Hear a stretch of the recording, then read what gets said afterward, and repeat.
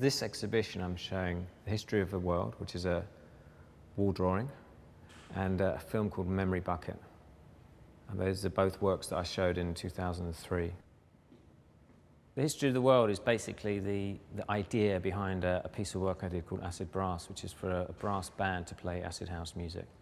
It's the justification for it, basically, about why the project would work and why I thought it was important. And it's about the relationship between music and social history and politics. And it's really a history of Britain through music. In effect, it's about social movements and musical history and how they relate. So, for example, on the diagram, on the mind map, I suppose you'd call it, the way that brass bands are related to the trade union movement, the way they're related to the miners' strike and civil unrest because of that. And then the acid house movement was very quickly became kind of part of media legend, really, in the hysteria around acid house because of the drug scene.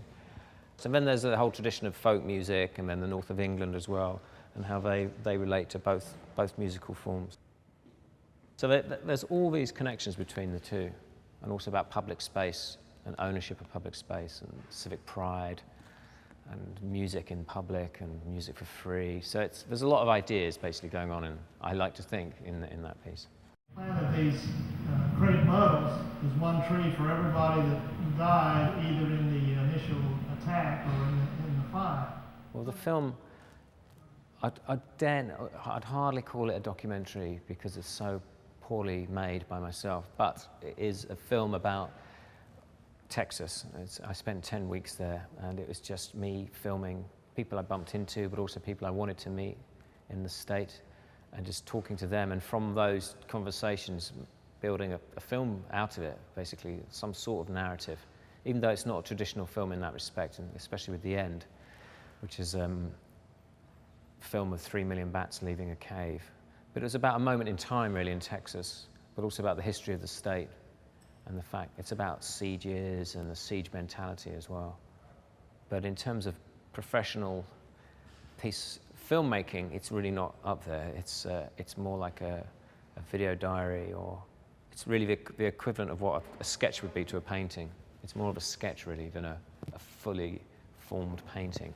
I'm much happier doing something that leaves a trace, maybe, but isn't a massive, monumental piece of work.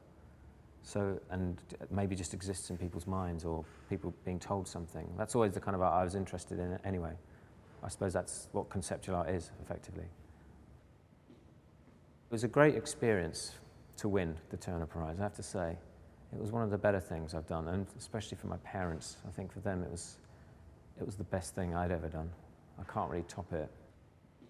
Things did change for me because, unlike a lot of artists that win, some artists that win are already very successful and very rich, and they have this massive profile or whatever, whereas I didn't have any of that.